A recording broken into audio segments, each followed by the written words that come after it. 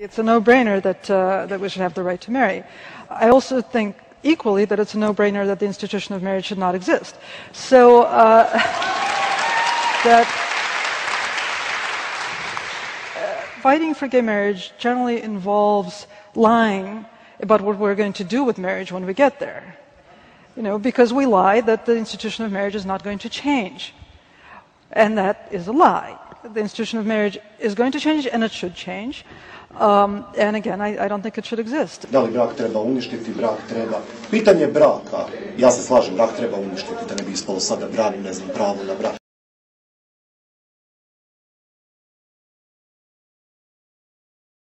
My name is Brian Kamenker. Pro-family groups across America and from Britain to Australia have asked me to share what same-sex marriage has done to Massachusetts, which was the first state in the U.S. to allow this travesty.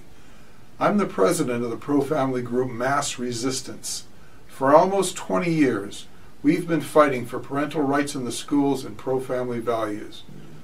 Anyone who thinks that same-sex marriage is a benign eccentricity which won't affect the average person should consider what it has done to Massachusetts since 2004. It's been used as a hammer to force everyone to accept homosexuality. The slippery slope is real. New radical demands never cease. On November 18, 2003, the Massachusetts Supreme Judicial Court announced its Goodridge opinion, declaring that it was unconstitutional not to allow same-sex marriage. 6 months later, despite public outrage, homosexual weddings began to take place, and that was just the beginning. Almost immediately after the gay marriage ruling in Massachusetts, things started happening in high schools across the state. Starting in early December of 2003, there were school-wide assemblies to celebrate same-sex marriage. Kids were given literature from national homosexual groups, telling them how it was now to be considered a normal part of society. Children in schools were given this sheet on marriage myths by the homosexual group Gay and Lesbian Advocates and Defenders. One of their myths is that the purpose of marriage is procreation. Another myth is that children are better off when raised by a mother and a father. And lots of other things were handed out. Within months, it was brought into the middle schools. An exhibit called Love Makes a Family, meant to normalize the concept of homosexual marriage in kids' minds, was going through schools across the state. In September of 2004, an 8th grade teacher in Brookline, Massachusetts, told National Public Radio that the gay marriage ruling had opened up the door to teaching homosexuality in her class. She told NPR, "Give me a break, it's legal now." The following year, it was in elementary school curricula, with hostility toward parents who disagreed. Kindergarteners in Lexington, Massachusetts, were given copies of a picture book, Who's in a Family, telling them that same-sex couples are just another kind of family, just like their own parents. The book made a point of showing 2 mothers and 2 fathers to the children. One Lexington parent, David Parker, demanded to be notified when this was happening and to be able to opt out his son in kindergarten. But rather than work with him, the arrogant school officials had him arrested and put him in jail overnight when he wouldn't cease his demand. The case outraged parents across the state, but the school officials refused to relent. The next year, 2nd graders at the same school were read a book, King and King, about 2 men who fall in love and marry each other, ending with a picture of them kissing. When parents Rob and Robin Worthland complained, they were told that the school had no obligation to notify them or allow them to opt their child out. So the Parkers and the Worthlands filed a federal civil rights lawsuit against the town and the school system.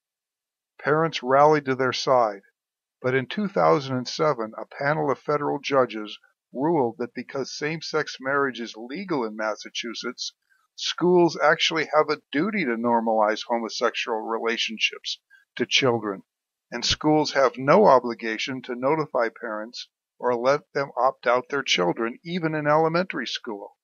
In fact, according to the court's ruling, acceptance of homosexuality is now a matter of good citizenship.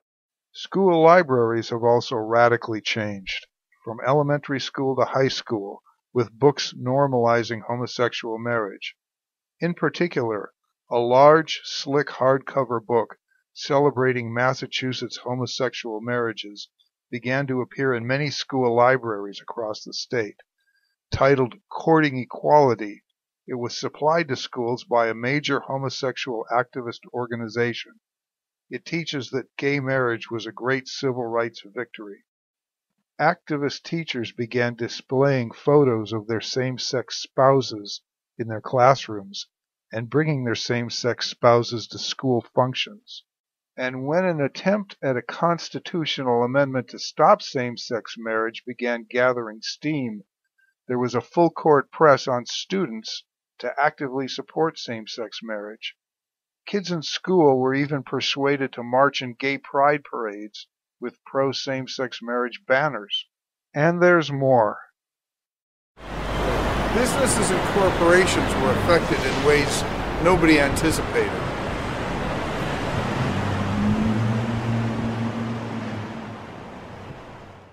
All insurance in Massachusetts must now recognize same-sex married couples in their coverage. This includes auto insurance, health insurance, life insurance, and everything else. Businesses must recognize same-sex married couples in all their benefits and activities regarding both employees and customers. People can get fired from their jobs for expressing religious objections to same-sex marriage. In 2009, an employee of a Boston business was fired for mentioning his disagreement with same-sex marriage after another employee brought it up. It even made the local TV news. His letter of termination said that his comment was inappropriate because, quote, in Massachusetts, same-sex marriage is legal. And of course, the wedding industry is required to serve the homosexual community if requested. Wedding photographers, halls, caterers, etc. must accept same-sex marriage events or be held liable for discrimination.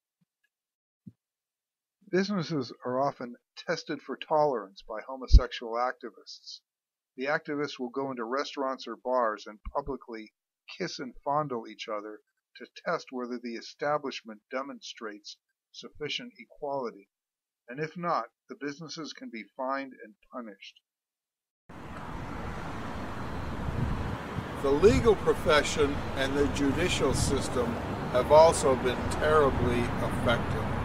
The Massachusetts bar exam now tests lawyers on their knowledge of same-sex marriage law. In 2007, a Boston man failed the Massachusetts bar exam because he refused to answer a question about homosexual marriage. Increasingly, lawyers in Massachusetts firms practicing family law must now attend seminars on homosexual marriage. Specific issues regarding homosexual family law are now firmly entrenched in the Massachusetts legal system.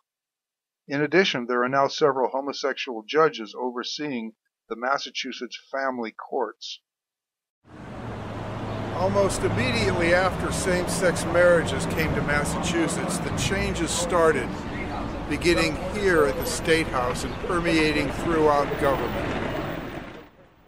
One of the first shocking changes was to the marriage license itself. It doesn't say husband and wife anymore. It now says Party A and Party B. And the state's justices of the peace were ordered to perform same-sex marriages when requested, despite religious objections they may have. Some were forced to resign rather than comply. A climate of fear has kept politicians at all levels from disagreeing with or criticizing the homosexual movement since same-sex marriage came to Massachusetts. Public officials are afraid of being accused of wanting to, quote, take away rights. and this fear has expanded to suppress any meaningful debate on all homosexual-related issues. Additionally, it has brought a feeling of intimidation among pro-family people across the state. In recent years, the numbers of politicians and political candidates marching in the Gay Pride Parade is staggering. Every year in Boston, at the beginning of Gay Pride Week, members of the City Council gather in front of City Hall and pay their respects to the homosexual rainbow flag, which then flies over Boston City Hall for the entire week. Even the Republicans, the so-called Conservative Party, has caved in, and in April 2009, the chairman of the Massachusetts Republican Party interviewed with a homosexual newspaper and told them that the party would no longer oppose homosexual issues such as gay marriage. And now even some Republicans march in the Gay Pride parades. All of this has had a huge effect on state government. Within a year of the gay marriage ruling in Massachusetts, the state's adoption and foster care workers went through a massive indoctrination on, quote, LGBT youth awareness. These sessions were run by the radical National Gay and Lesbian Task Force. The emphasis was that those working with children must be trained that homosexuality and transgenderism are normal. In 2006, the Parents of the Year honored by the Massachusetts Department of Social Services were two men who were married to each other. The men had adopted a baby through the state, against the wishes of the baby's parents, by the way, according to news reports. And the day after that adoption was final, the state approached the men about adopting a second child. The state-funded Massachusetts Adoption Resource Exchange, whose logo includes two men with a child, has been pushing GLBT family formation and holds adoption parties where homosexual couples can come and see available children in person. Birth certificates in Massachusetts have been changed from mother and father to mother/first parent and father/second parent. Two men or two women can now be listed as the parents on birth certificates. Homosexuals who adopt can revise children's existing birth certificates. Adoption agencies have said that well over 40% of their adoptions are to homosexual couples. Anecdotal reports also indicate that many adoption agencies now favor homosexuals over normal couples, and it's getting even more radical. On May 15, 2013, a representative of the Massachusetts Department of Children and Families told a Boston Bar Association forum that they are weeding out adoptive and foster parents who are not willing to wholly accept and support GLBT self-identification by a child in their care. Hospitals and public health have really changed and really been affected. Public health has certainly changed. In 2007, the commissioner of the Massachusetts Department of Public Health, who is married to another man, told a crowd of middle school and high school kids at the state-sponsored Youth Pride event that, quote, it's wonderful being gay, and that he wants to make sure that there's enough HIV testing for all of them. However, the sexually transmitted diseases test required to obtain a marriage license was eliminated 5 months after same-sex marriages began in Massachusetts by a bill quietly signed by Governor Mitt Romney. This was despite an increase in syphilis cases and other STDs in homosexual men in Massachusetts at the time, according to the Mass Department of Public Health. Gay domestic violence has become so epidemic in Massachusetts that it now has its own budget item in the state budget, with a considerable amount of money, portions of millions of dollars going to it each year. It has gotten so bad gay domestic partner violence literature, largely funded by the state, like this and this, is now distributed at many public homosexual events, including to children at youth pride events. But probably Exhibit A of how out of control a public health department can get is the Little Black Book, which was given out to teens at Brookline High School on April 30th, 2005. The Massachusetts Department of Public Health and the City of Boston Public Health Commission both had a part in making it, along with some private homosexual-related groups. Among other things, it gives tips to boys on how to perform sex acts on other males, and it even includes a directory of bars in Boston where young men can meet for anonymous sex. The book cites the right to marry as one of the, quote, important challenges in a place where it's a great time to be gay. Also in the book, the health department's messages to kids include, you have the right to enjoy sex, i.e. homosexual sex, without shame or stigma, and you have the right to safer sex materials that speak to your desires. It is so obscene and disgusting that when we exposed it to the media, the governor of the state at the time, Mitt Romney, tried to distance his administration from it. But spurred on by the legality of same-sex marriage, the radical path has continued. The official Massachusetts Department of Public Health policy now is that the unusual and often horrible diseases and issues surrounding homosexual behavior must not be considered a public health problem. The medical community should not stigmatize or discourage it, but instead should put more resources into gay health care. Astoundingly, hospitals have become radicalized in a big way. Because of the purported necessity to cater to so-called LGBT health issues, nearly every major Boston hospital has become an active supporter of the homosexual movement. This includes marching in the gay pride parades, holding homosexual events, and putting on numerous gay health-related seminars. This is one of the most disturbing things that's happened.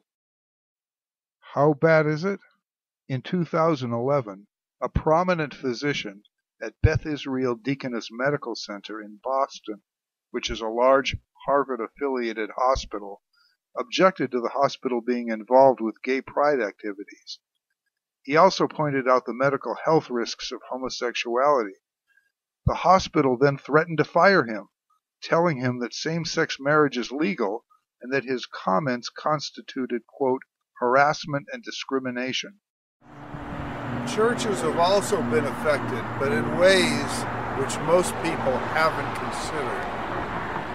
Any church or religious group that dares to deny the legitimacy of same-sex marriage, even inside its walls, can face a wave of terror and harassment.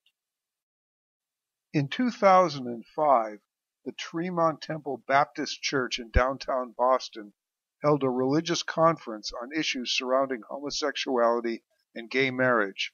Over 100 homosexual activists came to storm the church, using bullhorns and screaming obscene slogans. Boston riot police had to keep them from entering. They even dragged a coffin to the front door. In 2006, the same church held a televised pro-traditional marriage event inside. Homosexual activists carrying this banner and other signs taunted and screamed at people entering and leaving. That same year, a Catholic group held a pro-traditional marriage rally in downtown Worcester, Massachusetts. They had hardly begun the speeches when homosexual activists swarmed the area, yelling, "Bigots!" and screaming disgusting chants. When one of the rioters rushed the stage, an organizer tried to lead her away. The rioter sued him for assault. He went through a 4-day trial before being acquitted by a jury. The Park Street Church in Boston abuts the historic Granary Burial Ground, where Samuel Adams and other patriots are buried. In 2009, the church held an ex-gay religious training session inside. Homosexual activists paraded through the burial ground, gathered next to the church, and held an ear-piercing bullhorn to the church windows to disrupt and terrorize the people inside. In 2012, a Catholic church in Acushnet, Massachusetts, posted the words, "Two men are friends, not spouses," on its outdoor sign. Over the next day, the church received a flood of profane phone calls, including a threat to burn down the building. Then, at the Sunday Mass, homosexual activists gathered outside the church to harass and intimidate the parishioners. In 2013, homosexual activists targeted Pastor Scott Lively, who had preached against the homosexual movement in his sermons and writings. Pastor Lively had recently opened a religious mission and coffee house in inner-city Springfield, Massachusetts. A group of homosexual Occupy activists came and terrorized the people in the building. In all of these incidents, to our knowledge, the local police made no efforts to arrest the perpetrators or charge them with any crimes, though in the majority of the situations there were police officers at the scene or nearby. In fact, in our observations, the police were largely sympathetic to the homosexual activists. This is what you can expect with gay marriage becoming official policy. And then there's the slippery slope, the other consequences from gay marriage, affecting not only children, but society in general. The homosexual movement has had its plans in place for many years. Gay marriage was just a starting point. In 2003, before the gay marriage court decision in Massachusetts, the prominent Boston Gay and Lesbian Advocates and Defenders Legal Group passed this brochure out at a homosexual event, outlining their long-term action plans. At the top is marriage, and then their objectives include LGBT youth, Boy Scouts, transgender equality, law enforcement, immigration, and the military, among others. As we saw earlier, to them it all starts with same-sex marriage. In addition, they are continuing the aggressive push to normalize homosexuality in the schools, and it's having chilling results. A government survey of high school students across Massachusetts showed that the percentage identifying as gay and who had same-sex physical contact rose by about 50% between 2005 and 2009. What comes next? The major theme now in Massachusetts is transcending sexual boundaries, and it's going in all directions. Polygamy is no longer an exotic concept, but is being mainstreamed wherever possible. Recently, the governor of Hawaii even admitted that if gay marriage passes there, a polygamy lawsuit by the homosexual movement will probably be next. Sadomasochism is also being mainstreamed by the homosexual movement. Almost every gay pride parade now has a contingent promoting leather and consensual infliction of pain. Not too long ago, cross-dressing was a fringe behavior. Now, the transgender rights movement is celebrated at the highest levels of state government. Men not only dress as women, but get medical procedures to look like women and march in the streets for transgender rights. But as we see over and over, the movement's major focus is on children. Here is a man at a youth pride event in downtown Boston, and that's just the tip of the iceberg. A few years ago, Fox News interviewed us about a gruesome discovery at the world-renowned Children's Hospital in Boston. The two kids in this photo from the Boston Globe were identical twin boys. One of them decided to become a girl. The hospital has set up a gender change clinic for pre-adolescent children to be given hormones and drugs to delay puberty, including growth in height, in order to facilitate body-mutilating operations later on to supposedly change their sex. It's being celebrated in the media. And just this year, the State Department of Education issued a directive to schools across the state that boys who decide to dress as girls should be able to use girls' restrooms, play on girls' sports teams, and be addressed by a girl's name without the parents' knowledge or consent. And other students or staff who don't agree must be disciplined or given diversity training. That is the brave new world in Massachusetts since gay marriage began. As we've shown you, the slippery slope is real. And moreover, all it takes is one state to enact it, and the activists waste no time beginning their work there and in neighboring regions that haven't yet been overcome. Once same-sex marriage gets a foothold, society becomes more oppressive, hammering citizens with the force of law. The judicial system becomes more radical and arrogant, and politicians become more cowardly. And once that concept is institutionalized, other boundaries on sexual behaviors quickly begin to fall. It's interesting that you hear a lot about civil rights and equality, but in fact, many true civil rights begin to disappear, and people holding traditional values become second-class citizens under the law. The push for gay marriage is really about putting the legal stamp of approval on homosexuality and forcing its acceptance on otherwise unwilling citizens and on our social, political, and commercial institutions. To those of you where this is being threatened, do not wait. It is absolutely necessary to call, write, and even visit your elected officials. They must feel your outrage before it's too late. Thank you.